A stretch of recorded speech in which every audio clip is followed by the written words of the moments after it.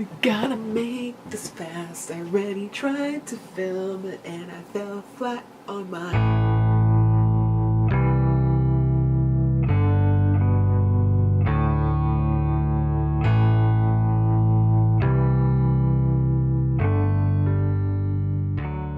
Hi guys, this is Kirsten and today I have a really big book haul slash book review for you guys. So all the books that you're about to see I bought secondhand, and I did not spend more than $3 for each of these books. The price range of these books are $1 to $4. That's really cheap, so that's why I could buy so many and not feel so guilty for breaking my back. And B, I also feel a little bit more environmentally conscious because I'm not going out and getting new things. I don't know, it's my own conscience, but whatever, let's go right into it. So first I'm going to really briefly introduce the ones that I have read and a little bit of the synopsis for them. Okay, first things first is My Heartbeat. It's a young adult novel about a girl named Ellen, her brother Link, and his friend James. So Link and James have been best friends for a good while. James comes over to Link and Ellen's house and everything is seemingly perfect and dandy until Ellen starts attending their high school. Once she's there, someone asks if her brother and James are indeed a couple, and that kind of unravels this friendship triangle thing, and this is the fallout of that. So I enjoyed it. It was a really quick read. It was not the most profound or original. It's not profound. It's not the most profound thing, but I did enjoy it. I get a 3.5 to 4 out of 5. I like the premise. There was some twists and turns, but maybe because I'm a 26-year-old going on 27-year-old queer person, I found some of the issues they discussed, or the way they discussed the issues, is a bit trite and superficial, but it passed the time. If you find it secondhand, I would definitely pick it up. 3.5 to 4, 5, but yeah, I liked it. It's fun, easy read, and I love the cover art for this. Next one I read is Love Sentence. So this one and a lot of other thin books, I'll point them out when I get to them, are from indie publishers and are very eclectic is how I could best describe them. So I found them at a local thrift shop for $1 each, but they were so cool. It didn't matter if they had a blurb or not. I just digested them. I just snapped them up super quick. So this one is called Love Sentence. Gorgeous cover, very artsy, very, intriguing. That's what caught my eye. And essentially this is a collection of the author's ruminations about love mixed in with quotes and a storyline. So I found it kind of fascinating. It was unlike anything that I've ever read before, and it has some beautiful minimalist art in here. I don't know how well you can see it, but yeah, I thoroughly enjoyed it. I would give it a 4 out of 5. Alright, next is Diorama of a People Burning by Bradley Harrison. It is a poetry book. Look how thin this is. This is another $1 find, and it's more of like a chapbook style, size, I should say. Nonetheless, I enjoyed it. I loved the creative way that the poet constructed it. So essentially he writes passages, long passages, and over a series of 3 poems he whites out more and more, creating different poems. I found it really cool and very I like the style. I love the style and how this is constructed. The poems, I need to give them another read, but I liked it, so I'm going to give it a 4 out of 5. Again, guys, I'm pretty standard, like 4 out of 5 girl. Last of the ones that I've read that are of $1 is Notes to Myself by Hugh Prather. And essentially these are like blurbs, little ruminations that the author wrote to himself. And they remind me of tweets or Tumblr posts. Really quick, very short. One of them is, don't fight a fact, deal with it. So it's things like that you could easily see on social media these days, but it was written in the 70s. So yeah, I thought it was cool. Some of the thoughts were kind of contrite and done. I enjoyed some of them, and again, it got me to think. So I'd give it about a 3.5 out of 5.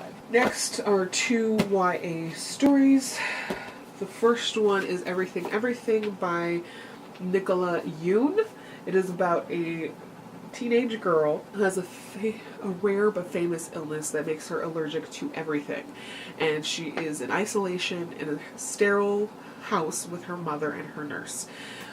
And she's fine with that until one day a cute boy moves into the house next door, and this kind of sparks her curiosity. I give this one by far a 4 out of 5. I haven't read... This is the most contemporary YA novel that I think I own / have read. Why I say 4 out of 5 is because there's a little twist in there that caught me a little off guard, so keep your eye out for that. Self-discovery, first love, illness, family, love, loss, all that good stuff wrapped up in this book.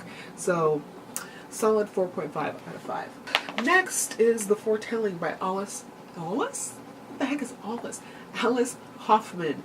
She is the author of Practical Magic. I read that like a decade ago. I have no idea. I enjoyed it. I wanted to read more by her, so entering this book. I hate the cover. I don't, it's not my kind of cover, but it's like a fantasy cover. It's about a girl named Rain. She comes from an Amazon tribe of women warriors, and it's her struggle, her coming of age, and her culture. What I love about fantasies is the world building, and I liked the world that Alice Hoffman built. But since it's so short and there's nothing else there, I felt like it was just started before it could be fully, like, I feel like there should be more, but there isn't. Like, this is a standalone.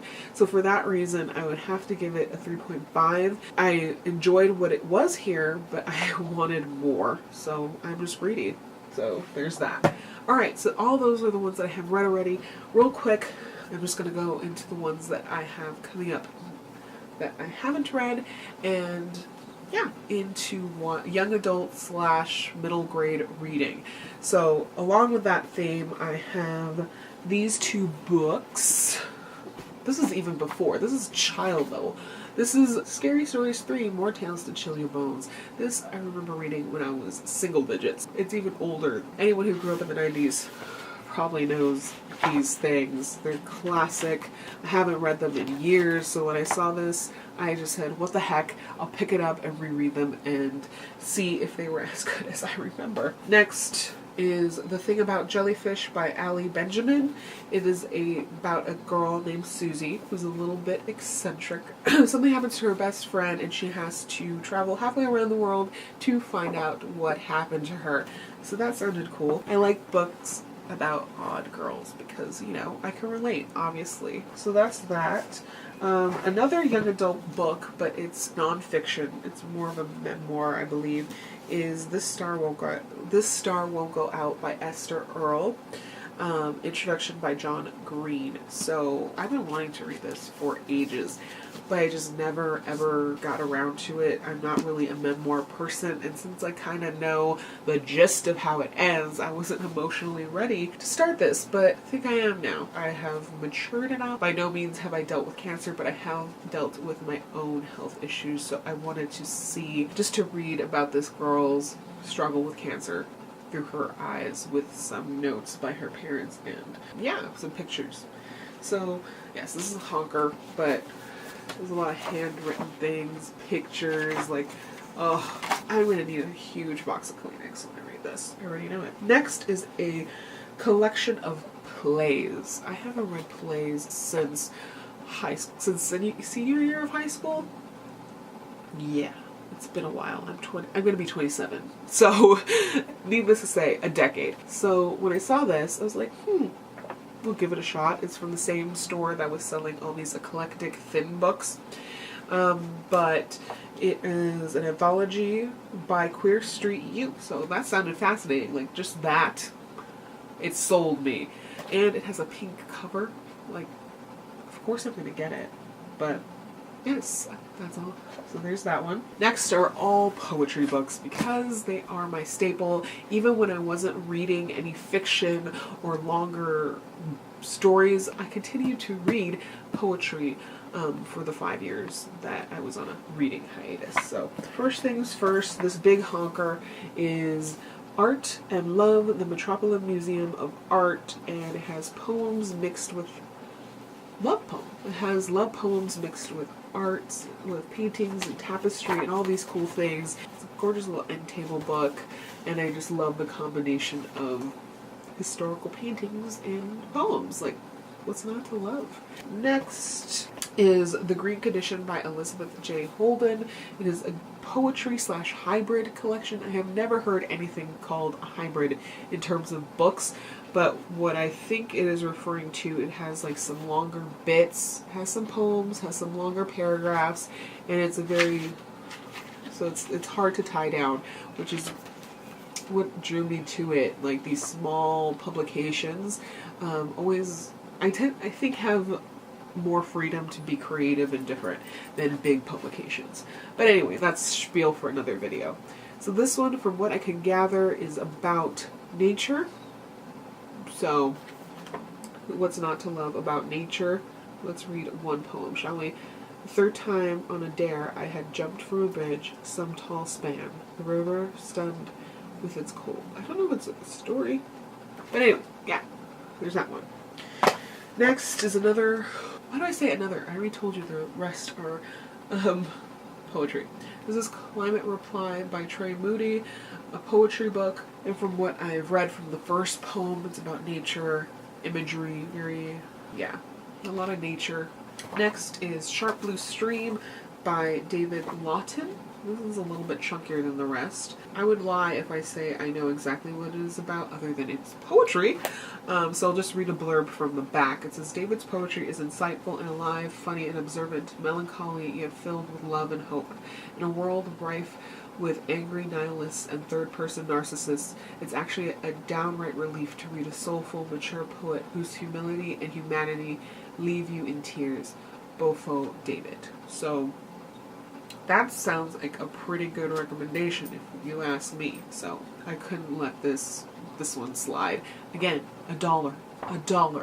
Duh. So the last book I want to mention is Livelihood by Phoebe Mcadams. The book is about teaching in inner city high school in Los Angeles. So I say that so weird. In LA.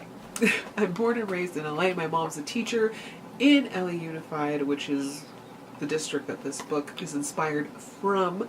So I had to pick it up. It's just so relatable. But yeah, so those are all the books that I have. If you guys are interested in any particular one for me to review, please let me know and I will get around to it. Just leave a comment, just let me know.